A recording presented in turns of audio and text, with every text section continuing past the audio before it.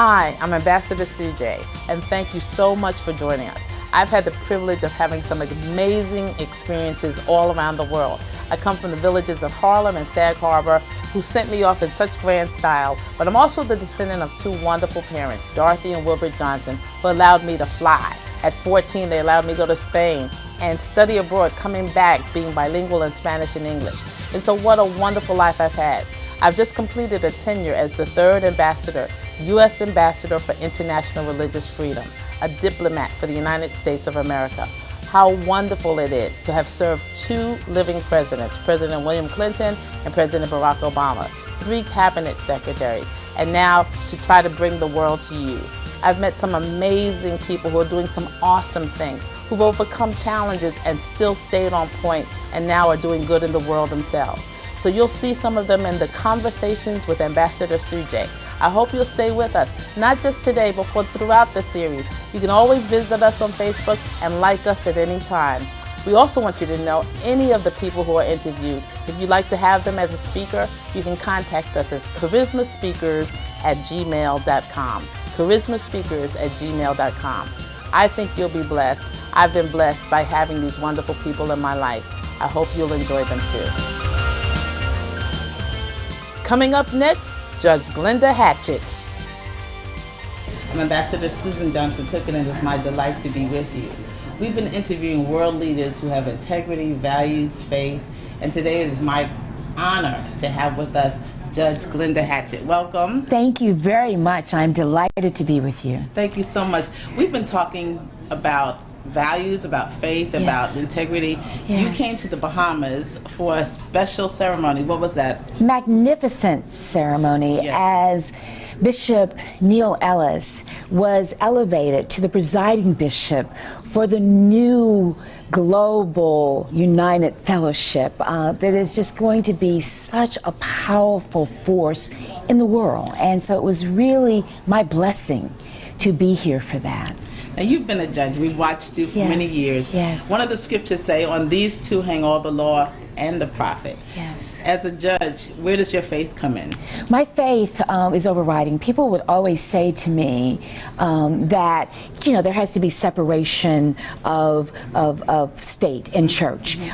There can't be a separation in my heart, because so much of who I am, all of who I am, is defined by my relationship with God, my faith, what my parents instilled in me about treating people with fairness, with respect, and so that is who I am, and I can't divorce that. Right. I understand the constitutional principles, but I know that every time I take the bench, I have to feel a sense of optimism, a sense of hopefulness, even in the darkest hours.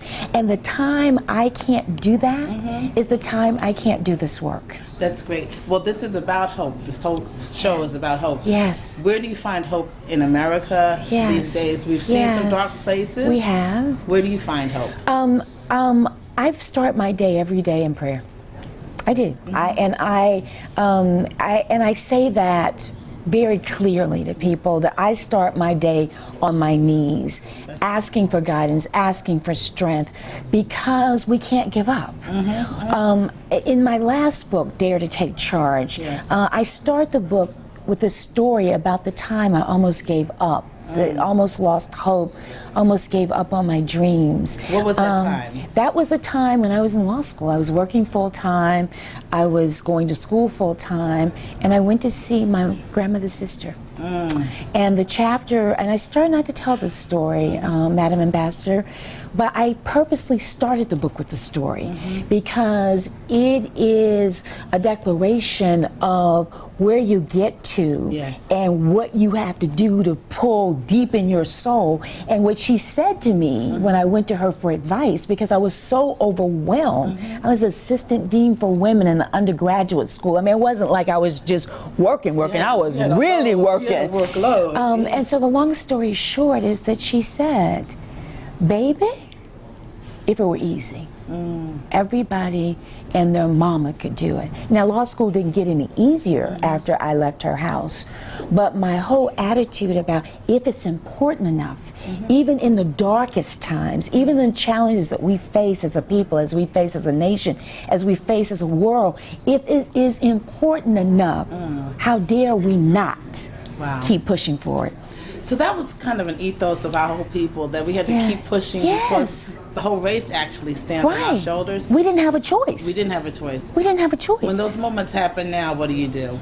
I still pray, and I say, okay, what am I going to do? One of the big things when I took the bench is that I eliminated the word frustration from my vocabulary. Right? And so it was, I can't be frustrated. This is a challenge. A challenge, the Chinese symbol is crisis and opportunity. That's right. To put together make challenge. This is the crisis.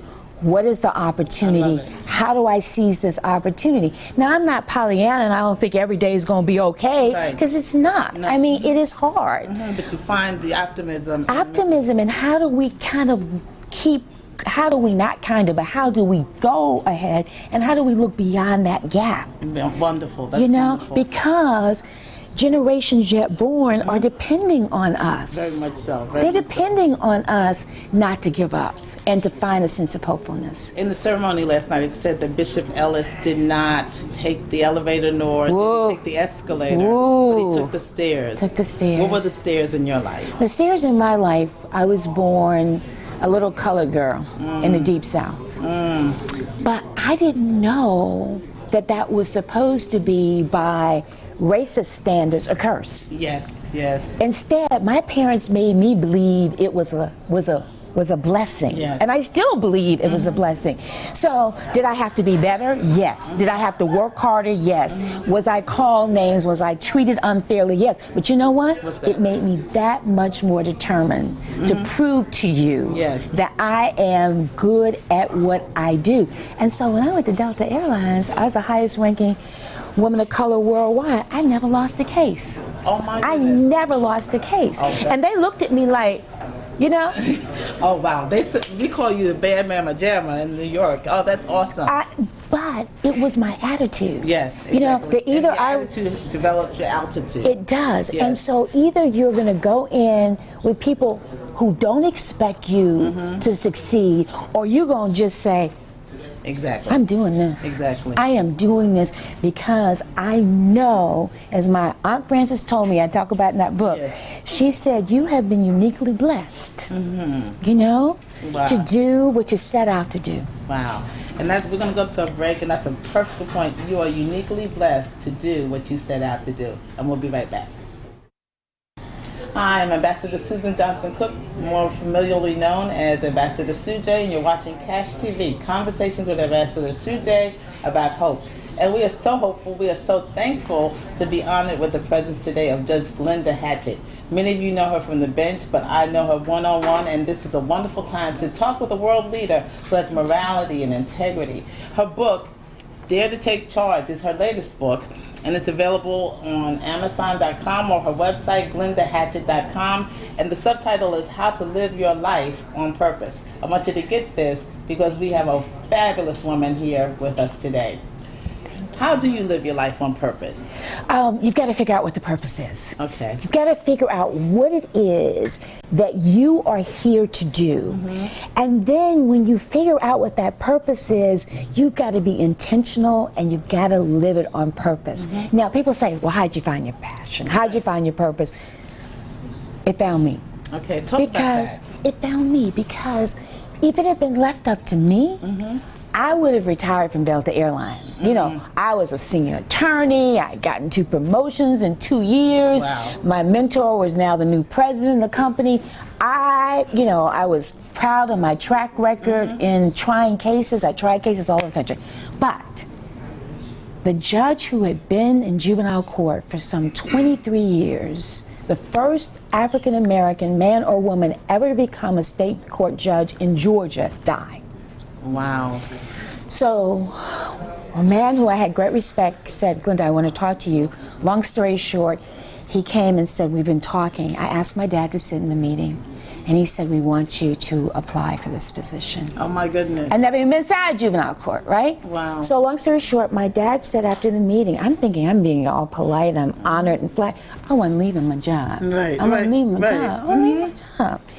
And so my dad said one thing to me. What was that? He said, Glenda, before you decide, you better pray about this. And I didn't want no yo-yo prayers. I'm be honest. Lord, what you want me to do? Lord, you don't really want me to give up my job. Wait a minute, Lord. Wait a minute. You know how much money I'm making? But I did pray about it, and I struggled. God struggled with me on this because it was not my plan. Right. And so when I got to juvenile court, the first week I had this case, and I talk about it in this book. And on my knees with an 8-year-old child, I came off the bench because his mother had abandoned him. And I got down on my knees and I took him into my arms. Oh my goodness. Because they said, don't come off the bench, Judge. You're not supposed to come off the bench. And I said, I've been a mom a whole lot longer than I've been a judge. Oh my goodness. I can see the And moment. so I got on my knees, and it was at that moment on my knees with that 8-year-old child that my purpose and my passion intersected. Oh my goodness. Because it was not my plan. God had a different plan for me. And this is the work that I have loved most. I mean, I was good litigator, Right. I was good corporate attorney, but this is what I was supposed to do. So you were fulfilled and it was your passion. It was my passion, and I believe it's my purpose. But whatever that is for you, whatever that is for your audience, that just find that purpose in your life and be very intentional about it in a way that you'll do something here and now that will live beyond your lifetime. That's an important piece. So you live your life on purpose. You know, you live with her passion as well. Yes. You're fulfilled with it. Yes. The scriptures say that your gifts will make room for you. Yes. Has that happened for Yes. you? Oh yes. Oh yes. Because if you had said I would be doing what I'm doing now, I'd say, wait a minute, we're gonna have a chat. You know, Right. you're gonna be all right. Yes. You know. Uh-huh. But what happens is that at every juncture of my life, what I planned and thought would be what I would do has ended up not being what happened. Wow. And so what has happened is that at every step of the journey, God has just fixed it. He has expanded my space, my ability, my endurance to do it. But you say things come to you, God sent it to you. Yes. But how do you prepare for when God sends that to you? What are the steps people need to do to prepare? Oh yeah, okay, all right. What they need to do is they need to be listening. Okay. They need to be listening for guidance. Because a quick story, first time I had a case very early on where a child had been beaten to death. Because people forget, in juvenile court, it's not only kids who are committing the offenses, Right. there are also kids who are victims of horrible child abuse. This child had been beaten to death. It was two and a half years old. The medical doctor came in and said at a certain point I stopped counting the lacerations. It was just, there were just so many. And it was horrible. I mean, it was just horrible. It was a horrible case. I took a recess, went in the bathroom on a cold tile floor and put my head against that sink. And I prayed, and this is the prayer I prayed. God, give me the strength and the wisdom and the energy to move from grieving for this child to what I do for the children that you've left before me in my hands. Oh my goodness. Wow. That's a prayer. And Ambassador Sujay, when I got up off that floor, there was a rod in my back. Now, it didn't get easier, but it was like, okay, if I am so stuck on the grieving, Right. I can't do what I'm supposed to do. And so I just had to pray constantly for strength. So you had to go from grieving to getting into gear Right. to do the work that you're That's supposed right. to do. That's exactly right. And we get stuck and we get paralyzed by challenges, whether it's grief, whether it's poverty, whether it's unemployment, whether it's divorce, whether it's illness. Exactly. And that's where we lose sight of the hope. And that's why I'm so glad you're doing this show. I'm so glad to glad have you you're on the doing this show. Now you've had faith, Yes. fame, Yes. 8 years, Judge Hatchett on TV and other Right. things. Actually longer than that because it's been in reruns, so we're now in the 12th season. Wow. Family. What do you do for fun? Oh, for fun. I don't do enough fun. Okay. You know, I admit that if there is something I really need to work on in my life, I don't do enough fun. Okay. But my ideal time is to walk on the beach at sunrise. Wow. Yes. I can see that. Yes. You know, that it is just, I don't care how stressful things are in my life. You just get me to some water and just let me walk. That's it. Water I and sunshine. am good. I am so good. It just makes me happy. I just came back from a weekend with college friends, and we had not all been together in over 35 years. Wow. And I'm on my way to some college friends right now when we finish this interview. And girl, it was so much. I hadn't laughed that much in a 48-hour period in my life. But that's what you gotta do that. Yes, You have exactly. to do that. What's the next chapter? The next chapter is I'm praying about, but I really want to do more motivational speaking. Okay. I have a new production company, Great Day Productions, because that was my dad's favorite expression. When he was pleased, he'd say Great Day. And I want to develop responsible television. Yes. You know, yes. not a lot of the trash that we're seeing.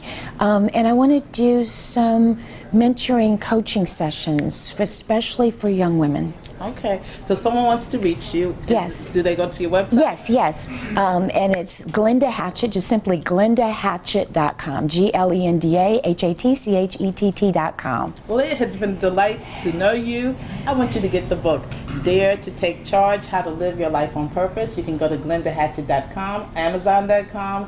Go to your bookstore. Just get it. Thank you so much, Judge Hatchett. Thank you. It's been my honor and It pleasure. has been my pleasure and honor. Thank you. And thank you for joining us for Cash TV. Tune in next time. Thank you so much. Be kind to yourself today. Love yourself today. Get some soul for your soul. You've been watching Conversations with Ambassador Sujay. This show is being brought to you by Charisma Speakers. You need a speaker with charisma. Contact us at charismaspeakers@gmail.com.